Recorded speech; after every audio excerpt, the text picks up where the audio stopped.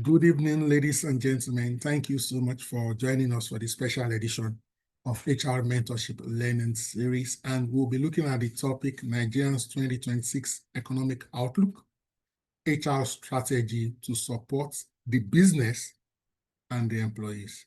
All right. And I'm very intentional with this topic. First, we'll look at the economy in general, and then we'll also look at how HR, through various strategies, programs, initiatives, can support first the business, not the other, and then we support the employees. Okay, moving on, just in case somebody is just getting to know me for the first time. Again, we never assume, even if there's just one person, is okay. This is just my profile. I'll leave it on for like 15 seconds, but just so you know, I'm a qualified economist. Okay, I have a PhD in economics from the University of Lagos. I'm also a member of the Nigerian Economic Society and also a member of the Nigerian Economic Summit Group. Right, I have about 55 papers published around economics, because some people say, only you're an HR person, why are you talking to us about economy? So this is something I'm proficient, prolific in. I'm also currently the chief economist of Business Day. All right. Of course. So that means I have dual career paths or dual honors, in the sense that I'm also a very active practitioner, HR practitioner. I haven't done HR for like 22 years core, and plus more years providing consultancy support for the HR mentorship community, clients, friends, and so on and so forth. So these are some of the things we will attempt to look at today. All right. I'll show us some key economic indicators, and please note them. Okay, because sometimes when you note them and you know them and you can use them, it helps the C-suite, especially, or your stakeholders, know that you are aware of what you're talking about. So we'll look at some key economic indicators. Of course, even though we are projecting to 2026, we'll take a look at 2025, and sometimes we even take a look at way further back, because economics is not just a static position. There's a dynamic perspective of it. And sometimes when you see the dynamic, it can help you contextualize the static. I hope that makes sense to some of us here. So look at GDP, inflation, exchange rate, unemployment, and then we'll try and see what are the implications for HR strategy. Of course, as we're looking at these things, I'll crave your indulgence to be very active on the chat, on the Zoom chat. Drop thoughts, ideas, comments, suggestions, and also if you have something to say at any point, all right, raise your hands. I'll recognize you and let you speak. But please make sure that today we are speaking to the topic at hand. We are not going to take any comment or topic out of scope. All right, so remember the topic: 2026 economic outlook, how HR can, provide support for the business and HR. As long as you are talking around this subject matter, feel free at any point in time to raise your hands. We also look at how microeconomic shifts, fiscal policy, energy pricing, cost of living, and so on and so forth, will influence workforce planning, talent mobility, and employee well-being. Then we'll consider we can align HR strategies with economic reality. Okay, reality means what the people are facing. All right, sometimes reality may be different from textbook. It may be different from policy. All right, the market realities. How do we develop data-driven approaches to compensation, retention, productivity in a volatile business environment? How do you support organizational resilience by translating economic trends to actionable HR policies covering workforce optimization, skill development, and cost management? And finally, at the end of today's session, we will be better equipped, positioned, poised to advise business leaders or our C-suite, our stakeholders, on how to balance profitability and employee engagement under, peculiar, special, constrained economic conditions, and how do we ensure sustainable human capital decision. Look at that last phrase again. We didn't just say ensuring human capital decisions. We said sustainable human capital decisions. Again, that also buttresses and emphasizes the point that if you are not conversant, at least to a basic or reasonable degree, about the economic dynamics, you may be ambitious. You may be asking for too much when there is too little to support it. Let me quickly also add here that, one of the tools, many tools we use is called PES2. PES2, that's political, economic, social, technology, legal framework. So it's like today we are focusing on what?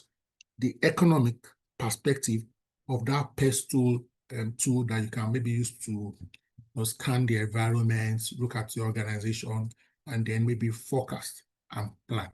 All right. I hope based on the content so far, you see that we are in for a good ride. All right. So let me also say here that the data I'll be given, all right, sometimes it may be like a range. Don't be too fixated on the 100% precision of the data. All right. It's the significance that matters. So, for example, if GDP growth is 3%, and if it is 3.3%, for the purpose of this conversation, it's not too materially significant or different, especially from the fact that we are going to use this in the HR context. Again, it may look like in some slides, maybe I'll say GDP is 3.0 somewhere, and I say maybe it's 3.2 somewhere. Don't let that, don't begin to say, only what's happening to your data. You understand? Just stay with me. All right. So for example, here, I put here that inflation is 27 to 30%. But look at what I put in bracket. I said earlier this year, not now. Okay, I hope you get that. Unemployment rate is about 4.3%. Okay, so these are some of the numbers. Again, some of the other things we need to look at. So the way I'm running this is, I will show some things multiple times. So if you don't get it the first time, don't fret. You will get it by the second or the third time. All right. So some of the other issues around the economic landscape, generally in Nigeria, I'm sure some of us, if not all of us on this call, you've heard about maybe the president asking the National Assembly to approve more loans. And of course, we have several loans ongoing that we are servicing, debt burden. Sometimes when you have this kind of loans and you're servicing them, you may not have enough money for capital projects. And then sometimes to do additional capital projects, you have to go and take more loans. And those kind of things sometimes somehow have a weight impacts on the economy and the disposable income at the disposal of the government. And sometimes in a country like Nigeria, the government may be the highest spender anyway. And if they are constrained, maybe because they are using a chunk of their money to service loan, they may not be able to do new projects or certain projects that will sort of stimulate the economic. I'm sure also everybody on this call, you must be aware of the fact that this current administration, no, this is not a political conversation, please. This is not a political conversation. So this current administration, in the 2 years they've been in office, they've been hammering on reforms. So for example, on day one of the current administration, subsidy was unanimously and unilaterally removed. And of course, we also saw that we had what we call foreign exchange liberalization, where the dollar to the naira, for example, was left to market forces. Again, I'll try my best to be as simple as possible, knowing that I'm not talking to economists. I'm just talking to professionals who may not be completely grounded in economics, and that's not a problem. But you will understand what we are saying and how it affects you. All right. So again, if we have one or two economists on this call and I appear overtly simplistic, please don't be offended. Okay, I'm talking to the everyday professional, not core economist. Then you also see, of course, I'm sure we all know that without any iota of doubt, this government is big on tax. I think just last week we had that maybe 15% tax on imported is it crude oil or oil in petroleum products, 15% will be levied. We all know what is happening from January, all the new tax reforms. I heard something recently, maybe aviation, if you fly, maybe foreign ticket or something, they put a certain amount, I can't remember the specific now, on ticket cost. Ladies and gentlemen, if this government is still in office, you understand what I mean? For the next 2 years at the minimum, in the first instance, don't expect that the tax drive will reduce. You can see there is a template, so to speak, from Lagos. All right, so I'm highlighting these things so that you know, of course, outside the sovereignty of God, what to expect, so that whatever they do, nothing shocks you or surprises you, and you can plan based on the likely reality that we'll have in 2026. And 2026 is not an election year, so you can't expect a change significantly based outside the trajectory this administration has been driving, and the Central Bank of Nigeria under the leadership of Olayemi Cardoso. We can see some of the things he has been doing. Again, we also relatively have a huge public sector wage bill. Some sector dynamics, the energy transition, increasingly now, generally speaking, there have been a consciousness by appropriate stakeholders to try and see how we can transition to alternative energies. For example, today you have many cars, trailers, trucks that now use CNG instead of petrol or instead of diesel. You see, we are mentioning all these things so that you begin to see, maybe should you also consider those kind of things in your business as a cost-saving measure? Or if, for example, you are selling petrol and then you are wondering why the demand for your petrol is reducing, you shouldn't be shocked. So you should be able to, it's either you get your company to diversify into alternative energy as a business chain. See some organizations, and I'm mentioning them respectfully. In the past, Total used to be Total Oil or something. Today, it is Total Energies. So you can even see them, some of these oil farms, majors, rebranding and trying to expand the scope of their service. So energy transition is big. I think just last week in the news, we heard how millions of naira banks have expanded in going solar. So a lot of them are moving off the grid, or, in addition to the grid, using solar powered options and so on and so forth. Then we have digital services, agriculture, manufacturing, and so on and so forth. Then these are some of the key external factors, okay? By external, I mean sometimes something that is from outside Nigeria, or something that Nigeria as a government or as a nation or as a people, we may not have control over. We may be able to influence it marginally, but we don't have a significant control. For example, oil prices. So today, the rate at which oil price trade by barrel is not Nigeria that fixes it. If I'm not mistaken, maybe it's around $60-something or 70-something, that range. So if two countries, in quotes, I won't mention any country now because this is a bad example. If two countries decide to go to war, suddenly what happens, and I mean big countries, not some countries that you don't even know anything is happening, prices of oil, crude oil will go up. Then Nigeria against. Then if something also happens somewhere, prices of oil can go down. So, but Nigeria, we are still largely oil dependent because a large chunk of our revenue is from oil. So if anything is happening to the oil prices, it will affect the revenue of the federal government, and consequently the state governments and the local governments are we together. Then foreign investments. This is inflow. I'm sure some of us have worked in places or all these Series A, Series B, Series C, or you hear, so organization or firm is coming to set up a plant in Ogun State, a farm or manufacturing in Kebbi State, and so on and so forth. Those are foreign investments. Of course, the country's administrative leadership and even organized private sector tries to do maybe trade shows, road shows. You try to woo investors. You also try to show that you have a rule of law in your country, ease of doing business. Let me use a news that is trending in the last 2 days. Again, we are using from an economic perspective, not the moral or ethical or religious perspective, please. So, it's not tweet now. I think what's that thing that President Donald Trump uses? Truth, or what's the name of his social media? I'm not on it, but I shall know that he has a platform that is not Twitter, and then saying things around persecution of a particular religious organized sect or so in part of the country. Now, normally on a good day, you can say, what is your business? Especially if you are living, say, in Lagos, or you are living in Enugu, you can say, oh, I'm not in the north. Nobody is persecuting anybody. And I'm not talking about whether that allegation or assertion is true or false. But the reality or the concern is, even let's assume it is not true. So let's hold the position that it is not true.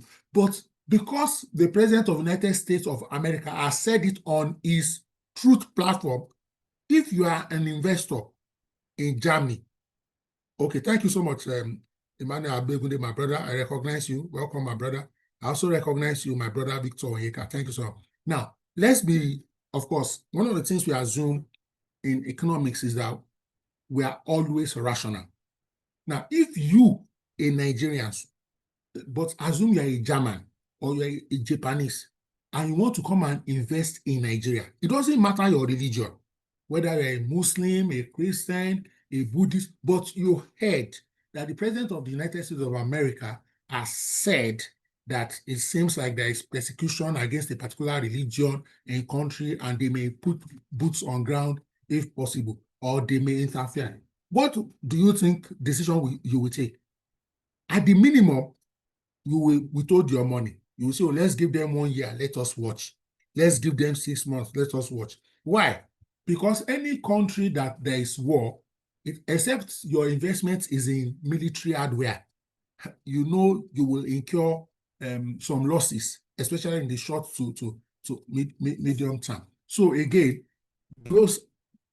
that's an example of an external factor, even though this may have some internal elements. Then there is also the global monetary trends. By global monetary trends, we mean things happening in other climes. So for example, depending on the country Nigeria is exposed to, and by exposure, I mean maybe our major trading partners, maybe the US, India, South Africa, European Union, and so on and so forth. If anything happens to any of these countries that are our major trading partners, or any of these major countries that our foreign exchange is kept in their, I wanted to say Naira, in their currency. So for example, typically, how do we measure Nigeria's foreign exchange today? We measure it in dollars, which means the bulk or the chunk of our foreign exchange is in dollars. So if something, maybe there is a depreciation or an appreciation, suddenly it affects us one way or the other. So I have a question for us very quickly before we move on to the next slide, distinguished ladies and gentlemen. Which of these trends, most affects your organization today? And by this question, I mean, is it the headline numbers that is showing on your screen right now? Or is it these fiscal pressures, debt servicing, subsidy reform, tax drive, public sector wage bill? Or is it the sector dynamics, energy transition, digital services, agriculture, manufacturing? Or is it even these key external factors, oil prices, foreign investments, global monetary trend? All right, so I'm checking the chat box. Again, if you also want to speak, just raise your hands and I'll unmute you so that you can just share a few perspectives. The specific question right now is, which of these trends, most affects your organization today? And I'm happy, I've seen a few comments quickly. So I will read comments. Again, if I don't read your comments, don't be offended. I will just read the comments once. You understand what I mean? So my brother here, Olawale Nelson, says, for his own business, there is the fiscal policy that is affecting him. Thank you so much. Then Uncle K said, all of the above. In other words, in his own industry or sector, all the variables there independently and jointly affect their business. Fantastic. Nat Vevo says here that is the fiscal policy that affects and so on and so forth. So Thank you so much, Balogun Wali. So I see a lot of people saying fiscal, fiscal, fiscal, fiscal. Okay, thank you, Avitos. You are mentioning international market factors, which are okay. We deal majorly in export. Fantastic. Who says fiscal pressure because the government policies affect all businesses, and that's way. If people are poorer or richer, as the case may be, it will affect their disposable income and their capacity to what we call purchasing power parity, the ability to buy goods and services. Thank you so much. So you will see that even if you are not sure of the one that affects your organization the most, I can tell you for free that everything is affecting your organization. However, the degree of impact may be more significant with one trend than the other, or even within a trend, one or two may be more significant than the others. So this context, for example, this is the context in the mind of your board, the board of your organization. This is the context in the mind of your CEO, your C-suite. And thankfully, this is also the context in the mind of we HR practitioners, consultants, irrespective of whether you're HR director or HR officer on this call today. All right. And that's why we're having this session and we're having it at this point in time. I'm happy with the progress we've made so far. In some instances, I may be fast if I think a point has been made. Okay, so please stay with me. Now, of course, you can't do this kind of course and not look at data. Now, please stay with me, all right? Look at this chart. And we are looking at 5 years, 2020 to 2025. This is the real GDP. GDP means gross domestic product, okay? It's almost like I'm measuring in, this is the layest way I can put it. It's like I'm measuring the prosperity, so to speak, of a country or of a nation, all right? You will see here, in 2020, the GDP was minus 1.8. Please, in the chat box, or you can raise your hand. I want somebody to tell me why the GDP was minus 1.8 in 2020. I have a feeling everybody knows the reason. Okay, but I just need somebody to tell us. You can, if you also want to raise your hand, feel free, or you can type it in the chat box. Stay with me. Why? Thank you so much. Unanimously, I just got like 4 or 5 feedback. But I'll just mention a few of us just for recognition. Avitos, thank you. Adebola Williams, thank you. Adefunke Williams, Adefunke, thank you. Joshua Abata, thank you. Idowu, Sylvia, thank you, thank you, thank you. Thank you so much. Exactly. So you will see that COVID was the reason. And not just COVID, what COVID did to us. What did COVID do to us? COVID made sure that there was a lockdown for, if my memory serves me, maybe 6 months or longer. Okay, so you can see that an health epidemic, okay, can lead to an economic crisis or a business crisis. Okay, so I ask you, HR, what are you doing concerning the health of your workers, employees in 2026?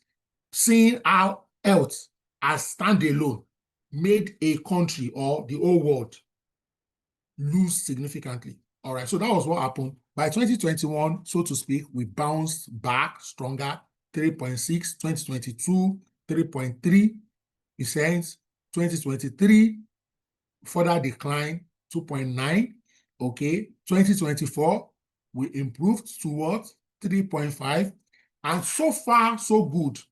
The last measure of our GDP, I think, if I'm not mistaken, it was the IMF at the spring meeting about, is it not 4 or 5 weeks ago or something, if I remember correctly. So we are around 3.9.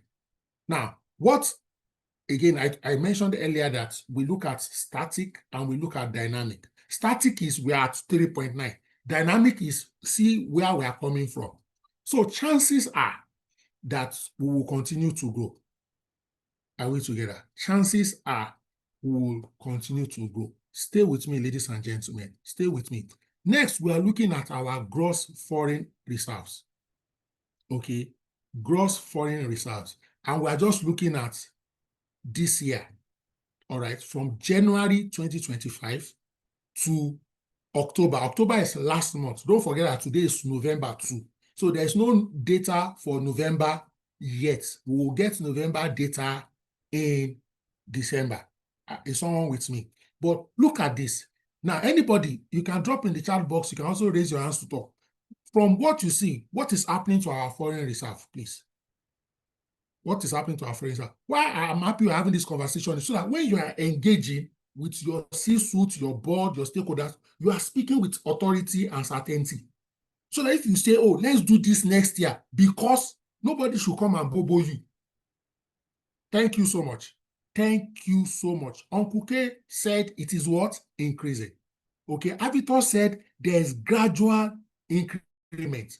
Adefunke said increasing. Christiana said upward trajectory. Are we together? Now, as we are looking at this thing, again, that depends on the nature of your business. Okay, nature of your business. Thank you so much, Daniel.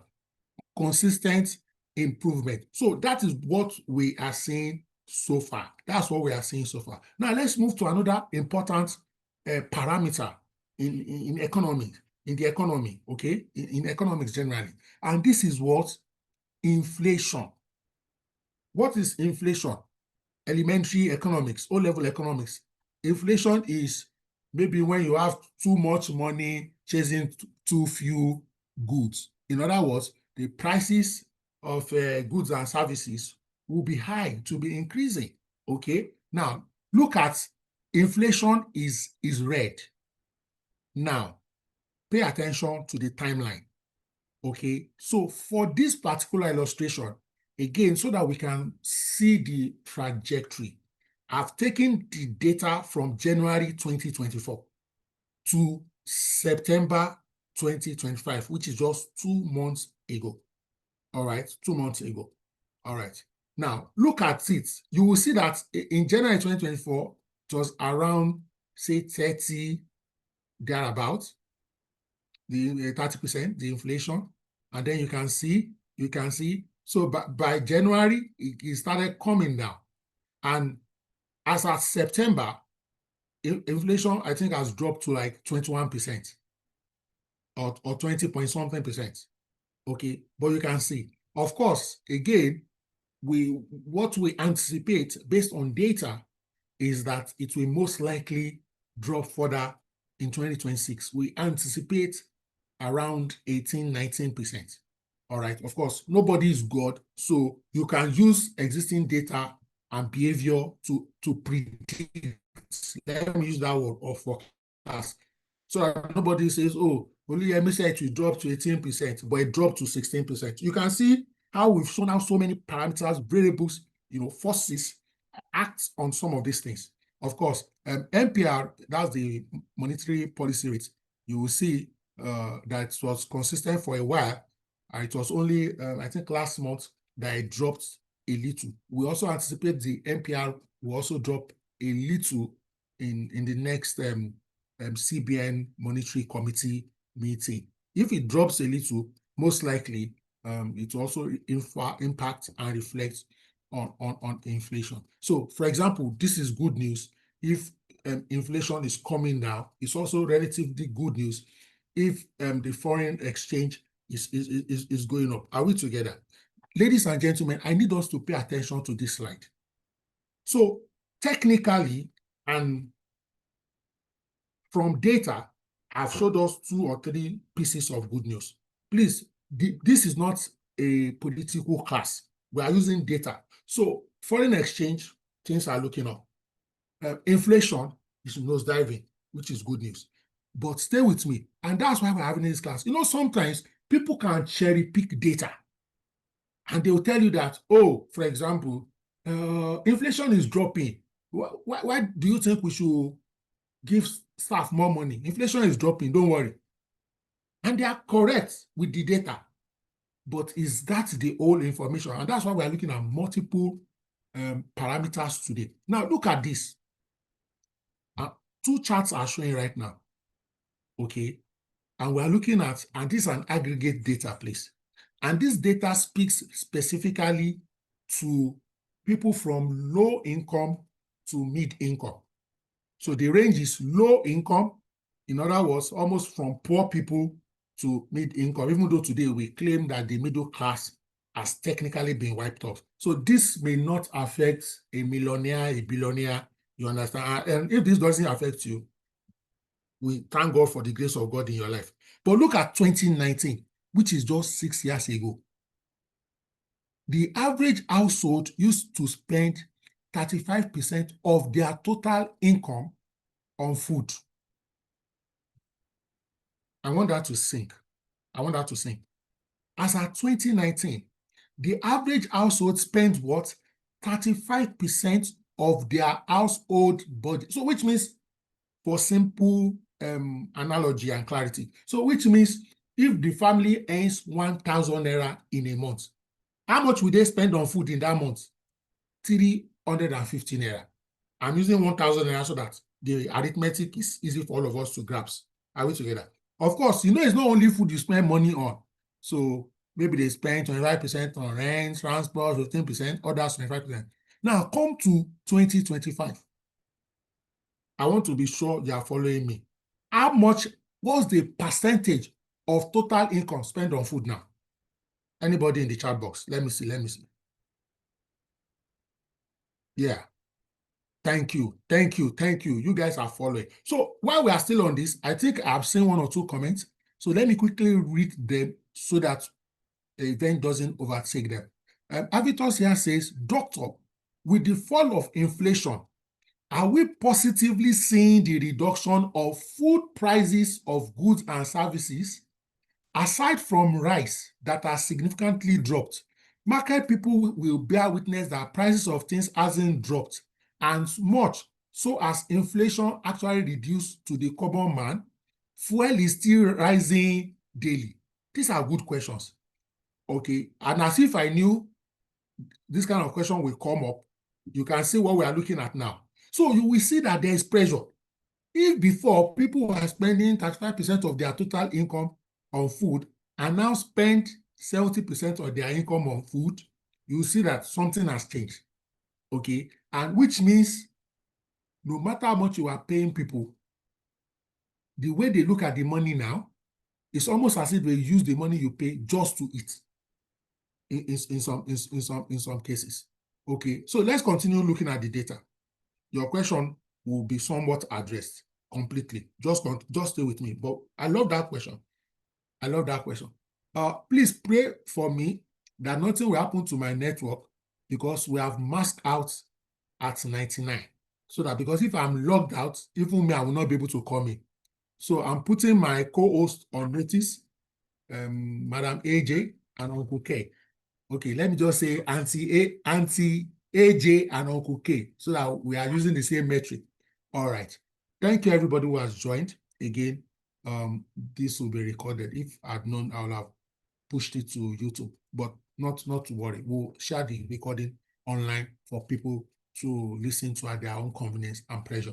Now, so this is a snapshot of 2025. By snapshot, we are saying a static look, not a dynamic look. Everybody who started this session with me have an appreciation of dynamic and static approach now. So you can see here, macro. So our GDP is 3.9%. Inflation is now around 20.1%. Our foreign exchange, okay, as of October 2025, is 43.2 billion US dollars. Are we together? So this is where we are. Now, reading the signals, what does the economy mean for the workforce? Okay, what does it mean for the workforce?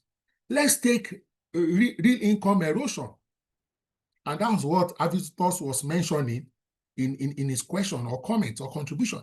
So you will see here that even in instances where organizations have actually increased the salary of their staff, for example, maybe employees earning 100,000 naira before, you are now paying them 200,000 naira.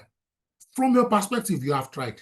But this is an employee that when he was earning 100,000 naira, was only spending 35% on food, but now spending 70%. Would he look at your organization and think you are paying him well? The answer is no. Of course, note, it is not the organization's fault. It is the economy. Okay. Again, some of the challenges we begin to see increasingly people will now begin to continue to japa, brain drain. Now, some of you may notice, well, maybe all of us have noticed that it looks like japa has reduced. Who can tell me why japa has reduced? Who can tell me? Who can tell me? We are doing this together so that we are sharing knowledge.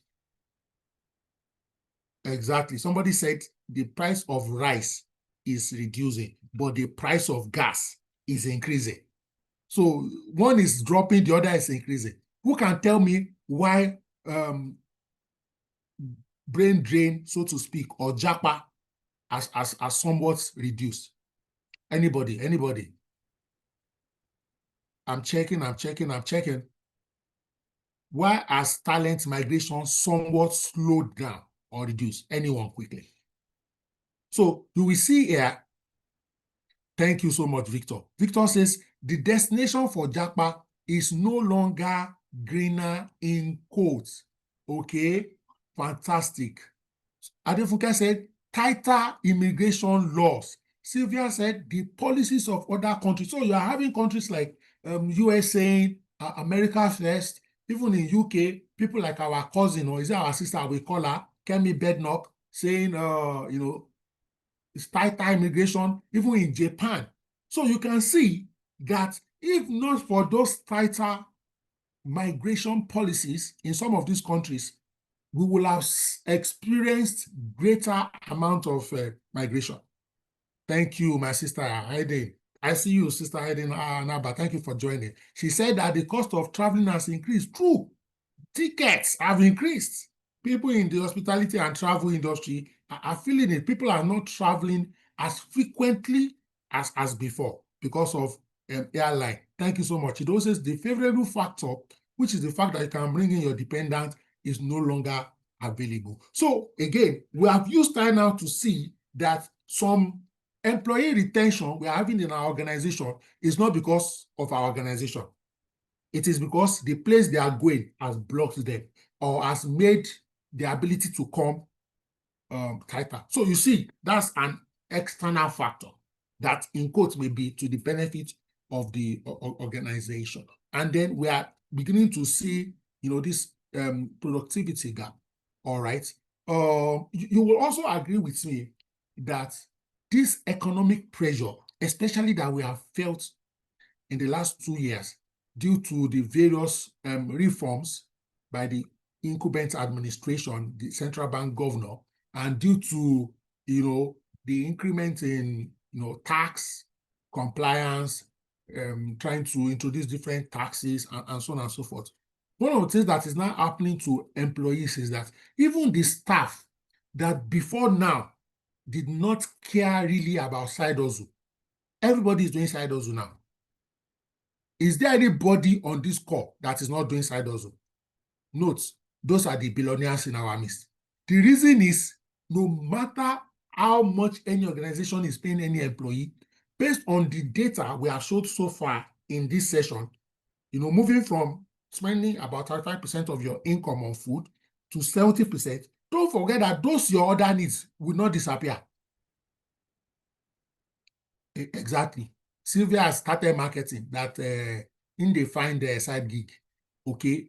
Thank you so much. My brother Lawale said I have 3 other side hustles. Exactly. Now, even though it may look like we are joking, but you see, somebody is selling books. Even though it may look like this is on a lighter note, even though it's not, what is that? This side hustling is leading to productivity gap for the firms and organization. The reason is, yeah, maybe you are doing your work and you have one side hustle. Maybe it's okay. But now, you are now doing 3 side hustles. Or that one, you have to do it with more time and energy. Something, Uncle K, next time I come to Ibadan, now crayfish I want. I no do fish, now crayfish, I dey come your frozen store. So the time employees are supposed to be thinking about how to add value to the organization's bottom line and top line, they are thinking about how to grow their own business. Productivity gap.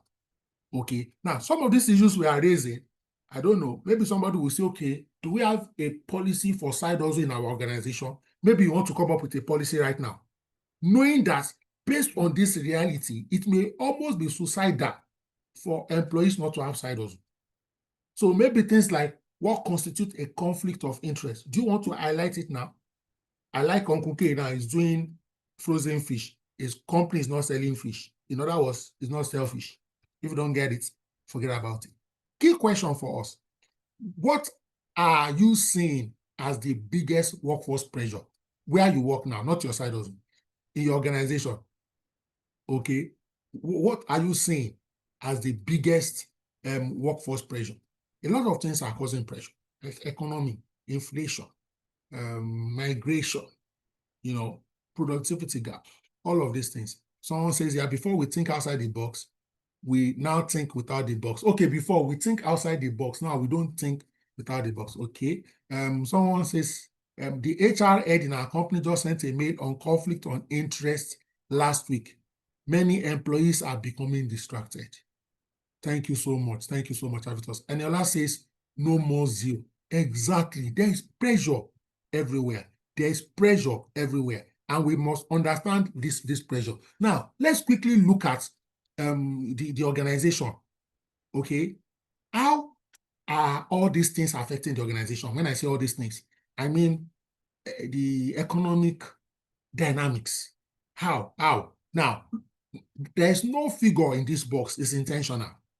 Okay, so I need you to tell me how the economic situation or evolution has affected your company. Of course, I've put a few things here. You can see gross margin.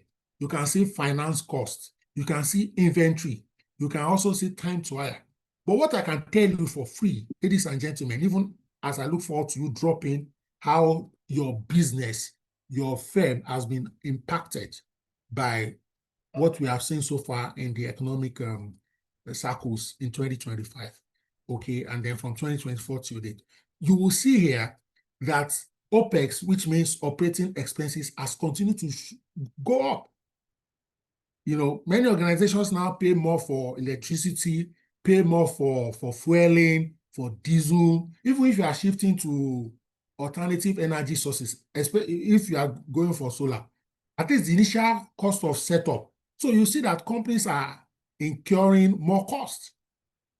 Very few companies, if you check 2025 versus 2024, if you check their budgeted cost for 2025 and their actual spending in 2025, for almost every organization I know, their actual spending in 2025 was higher than their budgeted spending. Why? Inflation. Things that they budgeted a certain amount per liter or per measurement increased to different. And some organizations have struggled with their working capital. Their finance costs have gone up and so on and so forth. Why am I bringing this up? See, as HR, when we say we are what? Strategic, and all of us on this call, we are all strategic. I know that for sure. It's because we can put all of this perspective into context and consideration when we are supporting and advising the business. Okay, we know what to bring forward and what not to bring forward. So, my next question for all of us on this call: what are some of the things that we did in our organization that we have done in 2025? I'm almost talking about 2025 as if it's over. It's not over yet.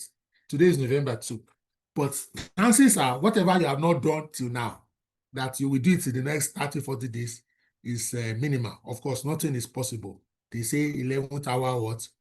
Miracle. All right. My brother is saying here, our cost of setup for solar energy was 10.9 million in 2023. Now it is around 23.4 million. That's more than double. Thank you for giving us some of this actual cost. Oh, thank God my MD accepted the initiative there. So if MD didn't allow you to implement in 2023 at 10.9 M, and he decided to approve in 2024 or 2025, it will have been more than 100%. Thank you so much for sharing. Yes. Fantastic. Thank you, Shula. I see your contribution. Fantastic. Thank you so much. Now, so what have we done in 2025 so far? how did we as a business or as HR, how did we try to respond, react, strive, survive, whatever nomenclature? Okay, while I wait for our thoughts and comments to drop, these are some of the things some organizations have done. Note, what I'm showing in this table, I'm not saying one organization did everything. No, please, so that nobody misunderstands me or misinterprets. But these are based on what I know, my engagement and interaction. Okay, so some people try to provide transport stipends or subsidy or fuel support. The name may vary. There are some companies, maybe every month, they will just pay a certain amount, maybe 20K, 50K. I know a company, for example, for their transport, they were giving all staff the same amount. They didn't vary it by hierarchy, because they said everybody moves from their house to the office. So maybe if they decided it was 50K, they were giving everybody 50K, whether you are a cleaner or you are MD, because it was a special support. Note, this support is not part of your salary. It's not part of your contractual agreement. It was an additional management discretion.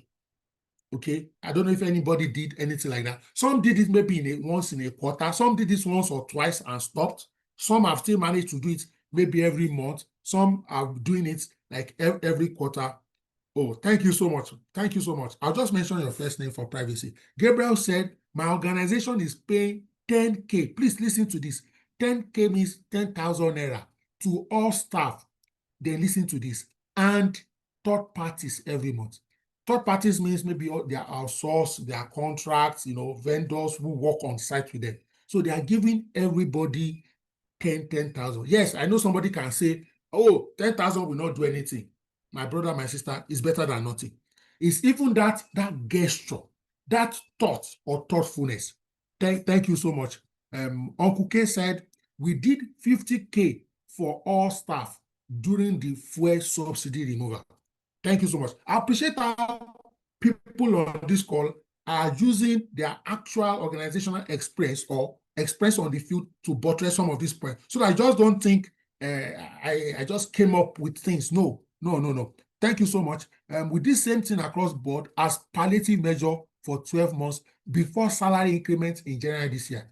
Again, I'll pick something from there. So there was a point, according to my brother here, my brother Nelson, they were giving subsidy or palliative every month. However, how did they end the palliative? They did a general salary review and they stopped the palliative. I hope somebody is speaking somebody there, because I know there may be people today who are doing something like that. They are now looking for how will we stop it. But we don't want a backlash or a loss of goodwill. Thank you, Avitos, Transport Initiative. Thank you so much, my sister Victoria Abimbola. Said, I did transport and fuel allowance. I did rent subsidy. I did school fees subsidy.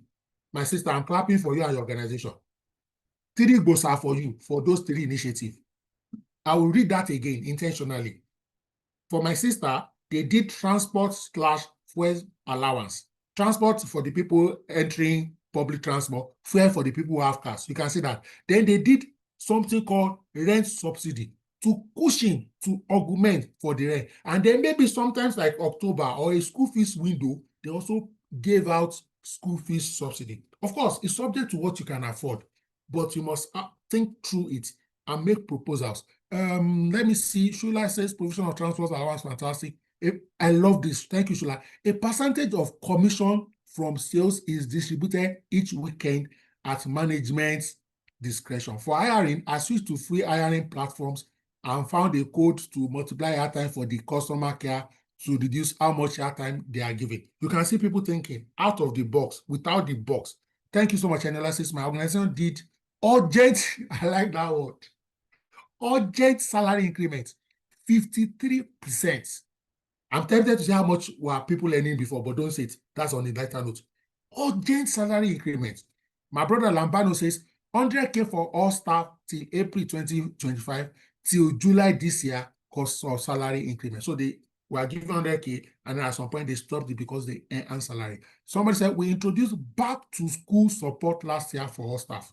My company created staff bus movement and staff redeployment to closer branches. Thank you so much. Thank you. Thank you. I'm mentioning all this because, again, why do we do sessions like this? It's so that people can get practical, actionable insight and steps to take. Even if it is one thing or two, I'm happy.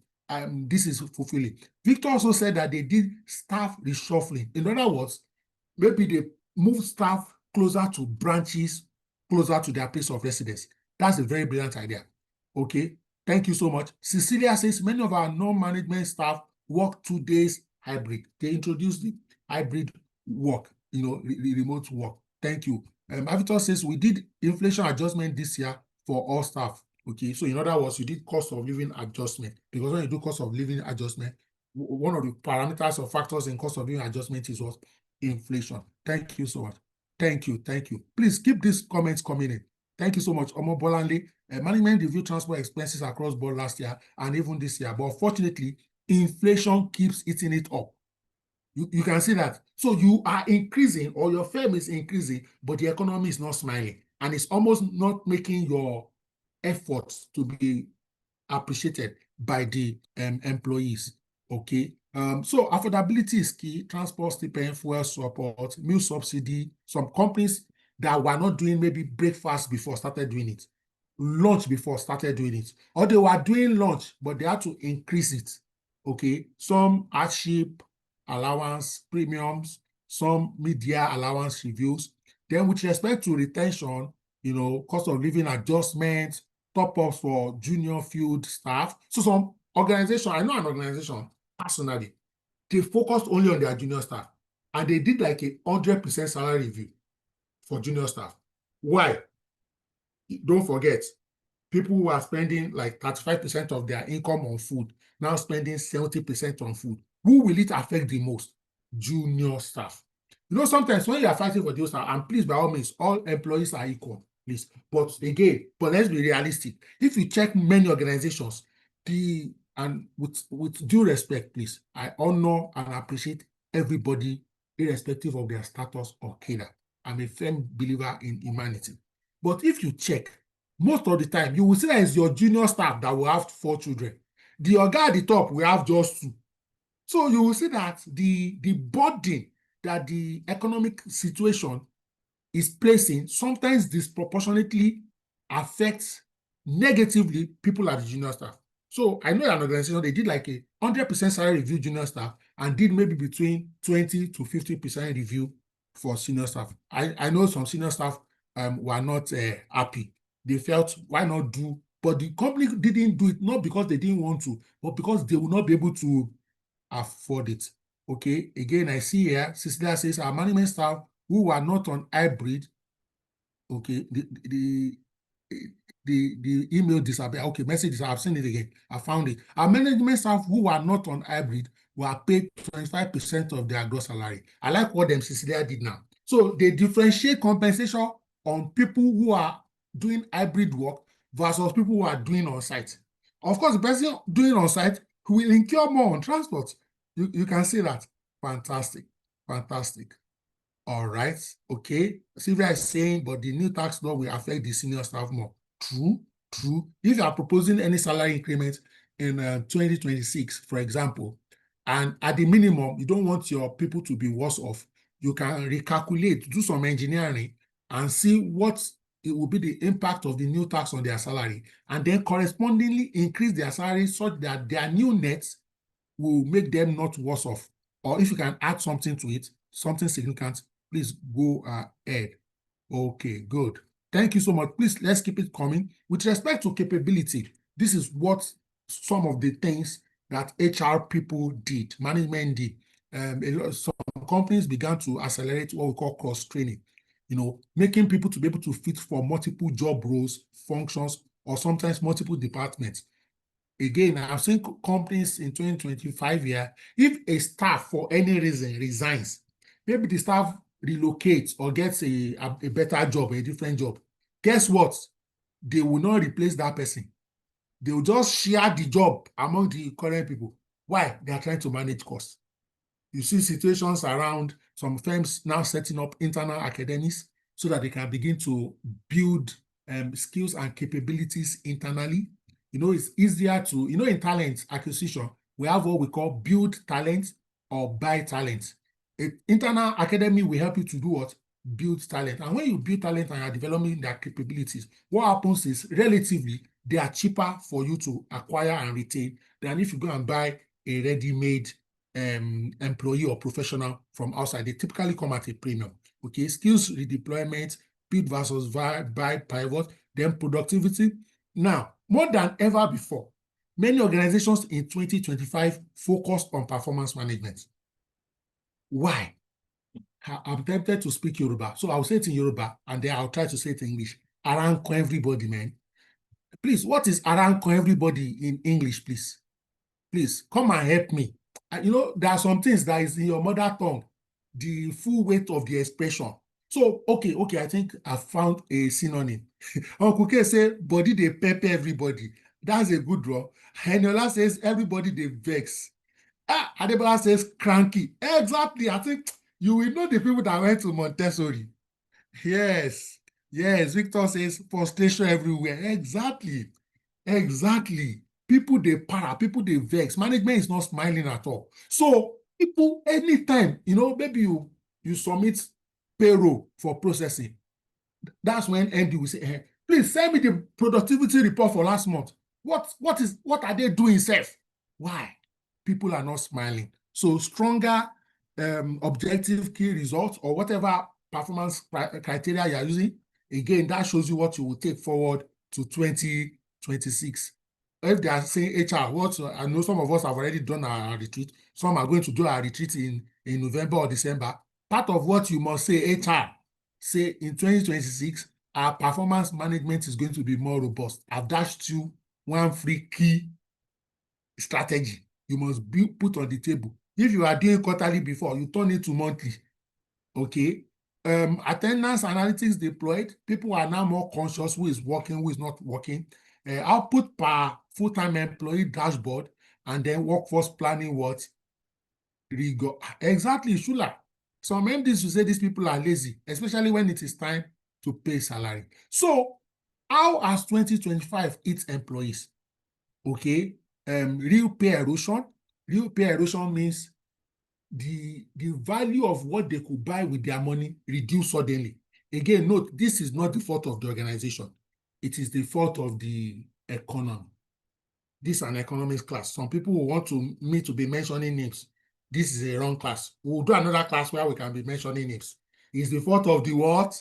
Economy. Who is in charge of the economy? Go and find out on the lighter note. But again, it's our collective responsibility. Our behaviors, our acceptance, our attitude over the years has brought us where we are. Some of us, instead of buy local, we are buying designer. We also helped, to eat into our foreign reserve. So again, I'm just trying to say some people may have bigger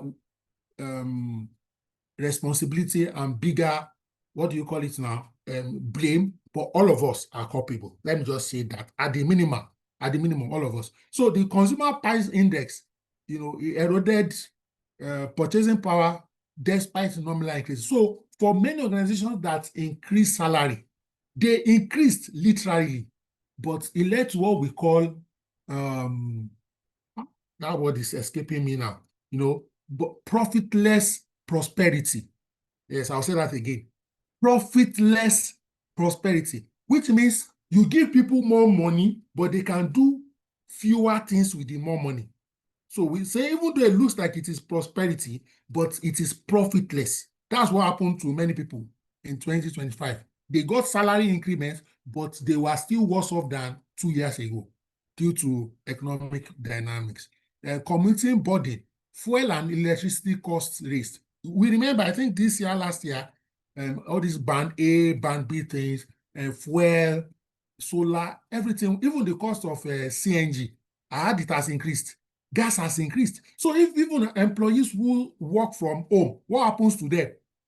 They will have to buy fuel, to manage and work on their laptop. Wow, time has flown. Oh, I need to move faster so that we close. All right. Okay. So again, a lot of employees are, like we all agreed unanimously, okay, are now doing dual jobs, triple jobs, multiple jobs some of us, even all of us on this call, know people who work locally here, but are doing, you know, they will say all this. I hope you notice when suddenly many people started doing virtual assistants, you get why. A lot of people today are doing one private practice or the other, consulting, recruiting. Everybody in HR is now a consultant. I don't know any HR colleague that is not consulting. They will have a full-time job and they will have a full-time consulting practice. What does that lead to? Burnout. Informal side gig grows as what? Coping strategy for the economic situation. But again, people are now getting used to it. And you see that will impact on what? Productivity. Higher absenteeism, that's why people are relatively prone to becoming sick now than in the past. Their immune system has been compromised. They don't get as much rest as they should. So there is fatigue risk. There is productivity dip. What are you going to do ahead of it? So this moves us to the fact that in 2026, we now need to signal to our executive, okay, what's going to change. Again, our priorities for 2026, we are looking at affordability, we are looking at retention, okay, of scarce skills, we are looking at capability, internal, we're also looking at what? Productivity. So these are some 4 key areas. Please pay attention to them. Affordability, which means anything you are doing must be sustainable. Anything you are doing, because we are HR, I say that the job of HR is 3. If I must describe HR in 3 words, I'll say 1, attract, 2, retain, 3, motivate. So retention is still very critical. Then capability. This has to do with skills, competencies, of course, and the last one, productivity. And how do we measure productivity? At the end of the day, there must be evidence that we've made more money or we've reduced our cost. All right. So these are some of the things we are looking at in 2026. Okay. We anticipate that the GDP will grow from 3.9% to about 4.2%. We anticipate it will most likely be driven by oil recovery, service expansion, and the ongoing foreign exchange reforms. Again, Nigeria is still one of the 3 largest economies in Africa, and we expect our output to be about $330 billion in 2026. But something that we've seen this year from last year, even at the Nigerian Economic Summit Group, it was discussed. It was a conference in Abuja 4 weeks ago. It was also discussed in the Nigerian Economic Society conference 5 weeks ago, is that even though we're experiencing, so to speak, increments in government revenue, but it is not leading to inclusive growth. Now, when you talk about inclusive growth, you are talking about everybody in the society. You are talking about the vulnerable, the poor. So not just a few rich people or the elite or the upper class. All right. A food costs remain punishingly high. Basic food basket multiplied in price since 2019. Okay. And World Bank is cautioning here that we should do something about it. Some of what we can do as HR, so don't assume that because the data, the number is looking positive. When we say numbers, foreign exchange is improving, appreciating. What do you call it now? Inflation by data is going down. Please don't assume all is well yet, because we still have wage pressure. Don't assume your employees are fine just because the economy is improving based on certain data, because there's what we call a lag between an improvement in the economy, if it is sustained, and the improvement in the life of and welfare of the employees. Uncle K, please say something, please. Thank you very much, Doctor. I would quickly like to address the first question one gentleman asked about addressing that, Doctor, inflation seems to be coming down. Are we expecting prices of things to go down? Well, the truth of the matter is that if I may be asked to explain, how inflation works is that the Nigerian context we use year on year. What we are seeing right now is the drop in inflation is telling us that the rate of increase of prices compared to rate of increase of prices now has reduced. It does not mean that the price of goods and services have reduced. it only means that the rate of increase compared to rate of increase this year has reduced. If as at October last year, rate of increase from 100 naira was to 130 naira or 133 naira, this is about 33%. And this year, it's now increasing by with just 20%. It just shows that it's not as if the prices have gone down, but the rate of increase has actually slowed down. So doctor is not saying that prices of things are coming down. He's just saying that the rate of increase are slowing down. So that is the question I want to answer for the gentleman that asked that question, that why come the price of things are still not so low. Thank you very much, doctor.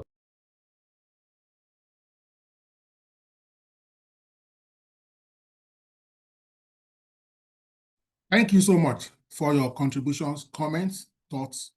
Thank you again. Anybody at any point, please don't wait till the end. There's no end. We'll just end the session. So if you have anything to say, raise your hand now or hold your peace till 2027. That's on a lighter note. So we've spoken extensively about the inflation and what HR must do. Again, don't expect a single digit inflation. By single digits, we mean less than 10%, at least not in the next 1 to 2 years. Okay. Look at what HR must do. You want to index some part of our compensation and benefits to cost of living reality. We used to say minimum wage, but not World Bank now. Well, World Bank too, and the ILO also started talking about living wage. Minimum wage is not the same as what? Living wage. A living wage will take into consideration cost of living reality. So if, for example, in your organization, you have transport allowance, please, at least maybe every year or as we're approaching 2026, find the average of where all the people in your offices are working. How much are they using for transport? Even if you can't increase the whole salary, can your transport allowance at least mirror indeed and in truth the average transportation cost? I know somebody will say, but only some of my staff live in Mowe Bafo and our offices are here. That's why I say find an average. Don't look for people living in extreme places. Some people too are living in Bagada. Some people are living in Lagos Island. Just find a reasonable average. You don't want to kill the organization. All right. So review transport subsidy, for example, lunch allowance. If you are paying people lunch allowance, check that your lunch allowance. If working days is 20 or 22, divide the money by 22. Can you buy lunch? And I'm not talking Sheraton lunch, please. I'm even talking, say, Mama Put or a canteen, a decent canteen. You understand what I mean? Don't go for the spectacular, but check. If you say you pay people 20,000 naira monthly lunch allowance, are you saying 1,000 naira can buy lunch? I'm not saying breakfast. So breakfast, you can still manage bread 600, akara 300, one sachet pure water. Lunch, you understand? So take some things. Your housing, can you pay rent? We are not talking about Ikoyi or VIO, but just go to maybe mainland. Can you actually pay rent for anybody? So you just want to, even if you cannot tweak all your compensation benefit parameters, maybe if you can touch transport, that's progress. If you can touch maybe lunch, that's progress. Or whatever you can touch, as the case may be. Do you want to introduce occasional giftings? For example, maybe in every quarter, you just say quarterly hardship allowance, 100K, 50K, 200K, 5K. You can prorate it across CADA. You may do flat rates depending on the context of your organization. All right. So this is very important. You can also do things like, I know some organizations that it's just this year they introduce things like that. Some have been doing it for a long time. Maybe every month, just buy provision for staff, milk, beverages, toiletries, those kind of things. Like this Christmas now, I know many of us used to buy rice, but do more than the rice if you can. Groundnut oil, vegetable oil, do more if you can. If you can, emphasis on if you can. You can't spend the money you don't have. Again, forex stability, we anticipate that the naira to dollar should improve, maybe 1.4, 1.350, 1.3, depending on, okay, because of the fact that our foreign exchange is appreciating and we are better managing some of our internal financial situation, okay? But note that more than ever before, depending on what your organization do, if you are import dependent, you are still paying a lot, use a lot of naira to get the dollar to buy your import, whether it's spare parts, whether it's raw materials, whatever input it is. So we must continue to, and the state is pushing for efficiency, domestic production, and tax compliance. So even as HR, if there are things you can get local substitute for, let me give you an example. I used to work in a place that our uniform, we used to import it. If you can get local fabric that is durable and do the same thing, please. Everything is not about aesthetics and packaging only. If you monitor the local producer too, you can get near the same results. Emphasis on monitor. If you look away, they will do it anyhow for you. Of course, most boards, most management will be asking you about productivity per head, not just head count. So for those of us who report, don't just say we have 400 staff, we have 1,000 staff. Okay, prove each role is valuable. Okay, improve your reporting, your HR analytics in 2026. Okay, output per employee, revenue per employee, absenteeism cost, internal mobility fuel rates. All right, please pay attention. If you have, I don't know, say you have 20 expatriates. If any expatriate resigns or retires in 2026, replace them with a local. Then your existing expatriate, if you do, be more intentional about knowledge transfer. Why do you have expatriates? It's because, in quotes, maybe the locals can't do the job. How do you aggressively get them to train, transfer knowledge, and so on and so forth? When I checked the data for unemployment in Nigeria, the first time I did, I chuckled because the unemployment rate in Nigeria is like 4.3%. Key question, can you believe that? That the unofficial is like 4.3%. Okay, and we anticipate that in 2026, it's still going to be less than 5%. But one of the things that happened is that the methodology with which the Nigerian Bureau of Statistics, was modified for good reasons. They try to follow what happens in different crimes. Okay, so right now in Nigeria, anyone who works 1 hour, even if it's just 1 hour, in the week that was used for the survey will be treated as employed. Note, 1 hour, not 1 day. Okay, so this has dramatically lowered reported unemployment while hiding real labor stress. We also have increased underemployment, informal hustling, and multiple survival gigs that mask talent scarcity. Okay, but one thing is also sure, and this will follow us into 2026. You will see increased shortage of critical, experienced, reliable talent. Note, we didn't say labor, we didn't say employee or worker, critical talent. Okay, and they cut across, maybe in finance, maybe in energy, maybe in technical, anywhere. So please, one of the things you must position for 2026, how do you review upward the remuneration as much as you can afford and it's sustainable for your critical talent? Because if they go, if you will replace them, you will pay way much more, and it may take you months to even get the replacement. So don't be fooled, okay, HR colleagues, by the unemployment rates that is less than 5%. Retention of high scarcity skills is still there, especially mission critical roles. So build succession planning, succession bench backup, build internal capabilities, so that as much as possible, when roles open up in your organization, you can feel it from within, not from outside. It is cheaper to feel from within and not just outside. Again, cost of living shock and industrial relations risk. We have suffered a lot, in quotes, as Nigerians, all of us, both businesses and employees, because sometimes people think it's only employees that suffer. No, all of us, even the government, even though they've gotten a lot of revenue, all right, we've absorbed multiple shocks, subsidy removal, naira devaluation, transport increase, electricity spike, food inflation, and these shocks have triggered labor agitations. Again, for unionized environments, they try to bargain. Minimum wage was tried to be taken up, but really it looks as if nothing was done technically. Okay, the new tax that is coming in 2026, organized labor will remain assertive. So you can see just 2-3 weeks ago, what's their name? ASU was on strike. I think yesterday or 2 days ago, Nigerian, what's their name now? Medical doctors, resident doctors are on strike. Ladies and gentlemen, brace up for more strike actions.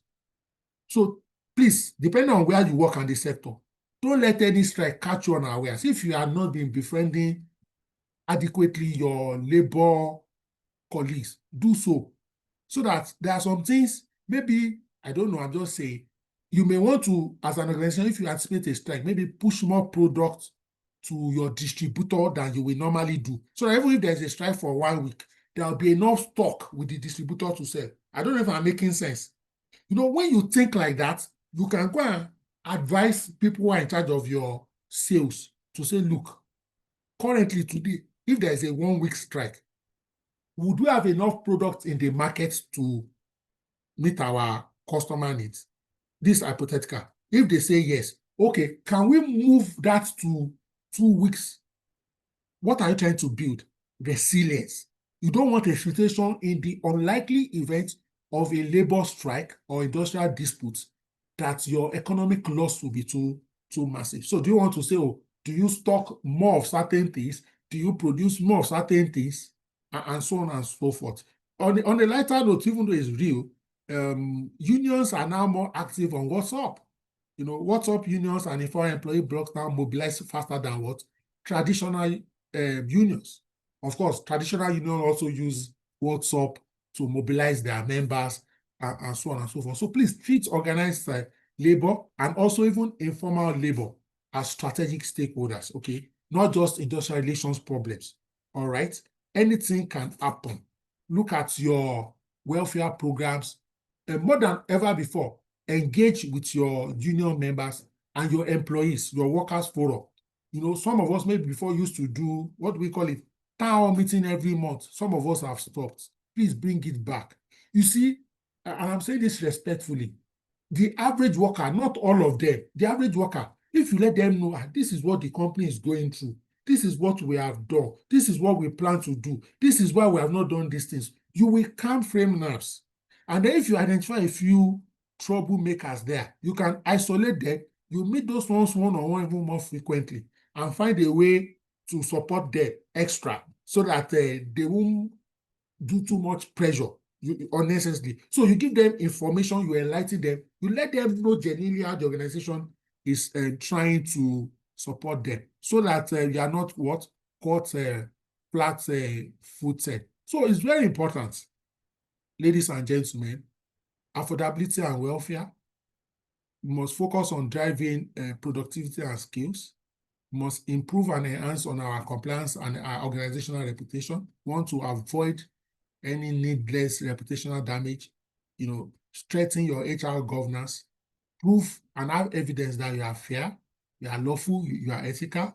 Okay, more than ever before now, one labor story can hit social media, and you can see, what's this guy, FIJ, what's his name, FIJ. They do investigative journalism, and people are almost willing to share information, whether it is completely true or partially true. And the whole world will know. Then we focus on retention and succession planning. So I'm trying to wrap up in the next 2-3 slides. Okay, so if there are other comments, we can share, ladies and gentlemen. So pay attention to this slide now.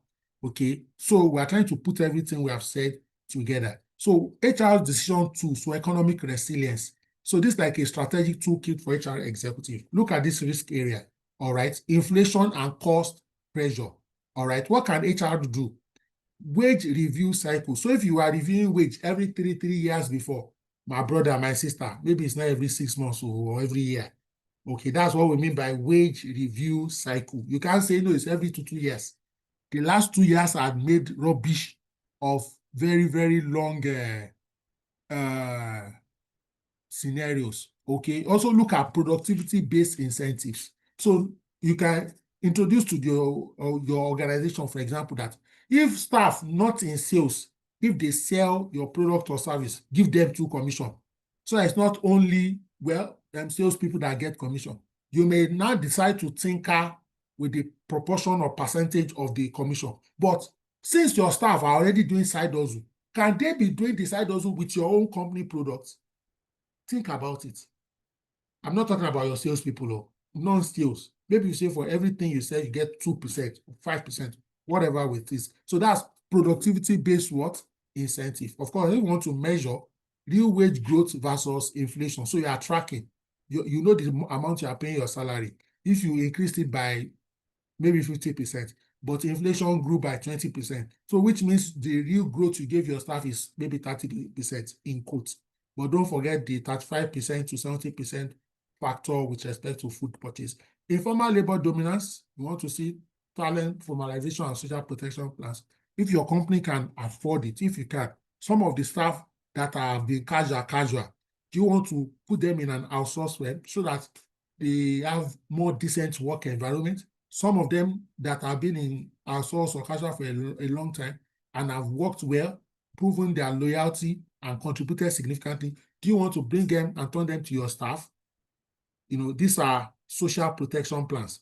People, even though their money has not significantly increased, they will feel a better sense of belonging. I've been contracted there for 8 years, now I'm a staff. Do you understand those kind of things? We also want to look at learning and certification. Then last but not the least, economic volatility, scenario planning, flexible workforce design, and so on and so forth. So you almost want to have an HR economy dashboard, something like that. You are looking at quarterly reviews, linking macroeconomic shifts to workforce KPIs. Again, you can work with your finance head or team. They can get some of this data and then be able to contextualize it to your industry. Okay, so HR, what's the HR posture? Okay, workforce planning, use macro forecast to anticipate hiring freezes or expansions. So based on what you know about the economy and how it affects your organization, would you expect or experience increase in revenue in 2026? Will you sell more? So that when you are doing your manpower planning budget, you are not just, because historically you used to hire 50 people every year. Will you still hire 50 next year, or you will hire only 20? Or you will hire 200? Workforce planning. How is your reward and compensation going to be? Especially vis-a-vis inflation and foreign exchange realities. What's your focus on capability building? What do you want to pay attention to? I remember back in the day, one particular bank introduced that everybody must close by 5:30, or at least the generator will be put off. So if there's NEPA lights, you can continue working. Guess what? They saved a lot of money on diesel maintenance, repairs, and fueling. And also, the work-life balance of their employees improved. Why? They were forced to start going home early. So even their spouses and children felt their parents even more. Okay, flexible work where you can work. Don't just let management just shut it down for shutting down sake. If it is not proven that productivity has declined, and sometimes they shouldn't shut it down for all employees. A colleague, junior colleague was telling me recently how, because of 2 or 3 staff that misused the remote work and they canceled it for 200 staff. Please, let's reason together. How is that fair? You can cancel remote work for 10 people that are abusing it. Don't, because of 5 people, punish 200 people. I don't know if you get what I mean. So some of these things should be sometimes on a case-by-case basis, not that just do a blanket removal just because of two staff. Okay, of course, employee well-being, data-driven HR, we have to speak analytics, data in 2026. No story. There is not, I feel like, okay, we have to transfer, whatever macroeconomic risk, we have to bring it into the firm, which is the micro now, reality, and see what we can do. All right, ladies and gentlemen, we anticipate as we wrap up modest GDP recovery, gradual inflation easing, and continued labor market informality. So embrace scenario planning, strengthen that data fluency, business partnering capacity. No, say HR business partner. In the real sense of it, please. Partner. think as a business partner, champion as much as possible inclusivity, reskilling, and productivity drive. And this is the very last slide, okay? And I think we can take quick questions and comments very quickly. Tomorrow is Monday. I expected to spend 90 minutes on this call. We've done 90 minutes, but I'll take a few questions and a few contributions very quickly. Not to worry. Hopefully in the next 1-2 weeks, we are going to have another session I plan to facilitate is on HR trends and outlook for 2026. Okay, HR trends and outlook for 2026. God enabling me and giving me time. So we'll look at that. Okay, I hope you found this somewhat useful. Again, don't forget that a few things may change. Numbers are not static, but as I've attempted to give us a sense of the general direction and also try to help us realign our thought process so that we can engage with our C-suite either as we are doing our strategy, as we are planning for 2026 budgeting, if that's not been done. All right. So just so you know, in case you need me to come to your retreat, speak to your management, I'm available. I'm always available, virtual, physical. I travel anywhere, okay? Okay. Oh, thank you so much, Fisayo Shuyombo. That's the name of the FIJ guy. Exactly. Okay, Shula says, I'm just building report. As you are yanking and you feel like they was put off my mind. Thank you. Thank you so much, Shula. Thank you, my sister. Thank you. This has been interesting. Thank you. Okay. Yeah, we need more money. We need more money. We need more money. So I see one question here. I'll read a comment and a question. Daniel says, great time learning here, Doc. Plenty to incorporate into my 2026 HRBP strategy. Thank you. I'm so happy. My brother Alawal says, I love this one beginning today. And thank you, sir. Thank you so much. Uju says, how do you effectively implement productivity-based incentive in the public sector? So, my sister, you see, the public sector is a different category. Okay, so before you can introduce anything like that, depending on which aspect of the public sector, if it is the cost civil service, you need to get certain approvals, even up to a level of head of service, okay, or the PAMSEC. All right. And if it is, some of these parastatals, like all this NMPC, those type thing, you will need to get maybe their board and management approval. Just like in the private sector too. If HR is coming up with something, you just don't come up with it and implement. You get the management and in some instances, the board of the organization to do so. But I'm aware that there are certain incentives. For example, take a company, a government parastatal like FIRS. I'm aware that since the current director, not director, what's his title now? The chief executive officer of FIRS, that they've done salary reviews multiple times in FIRS, as they've increased it significantly from what they used to get, so that they can be more productive. And that is one of the reasons that we've seen an increment in the revenue FIRS is getting. Of course, he had to get certain approval. So, Uju, you need to engage with the hierarchy in your ministry or parastatal. If they have the intention, they will find a way. They may not be able to do many things, but there can be one or two things. Maybe they may have, maybe floats, impress.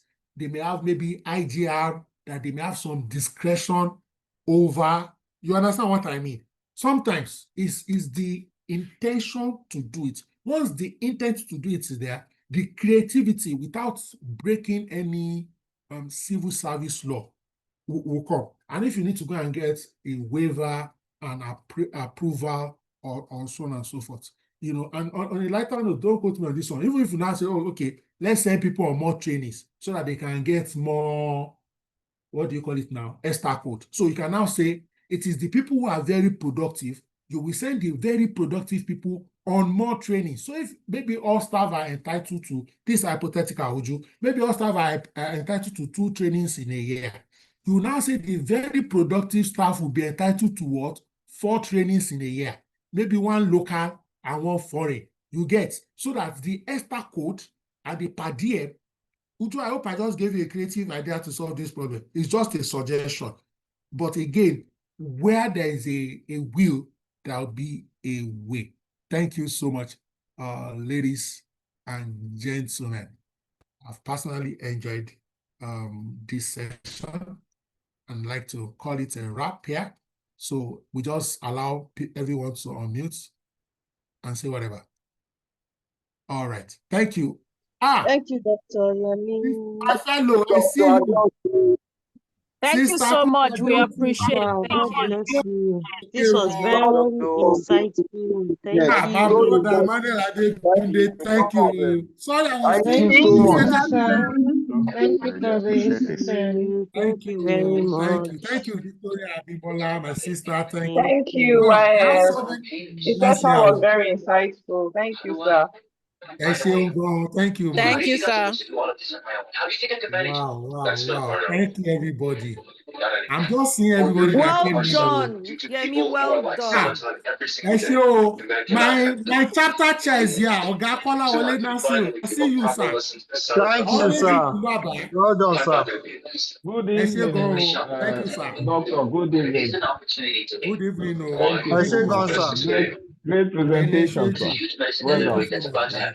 I'm available for you, sir, anytime for chapter thing, anytime. No problem. No problem. I already have it in mind. We'll work things out.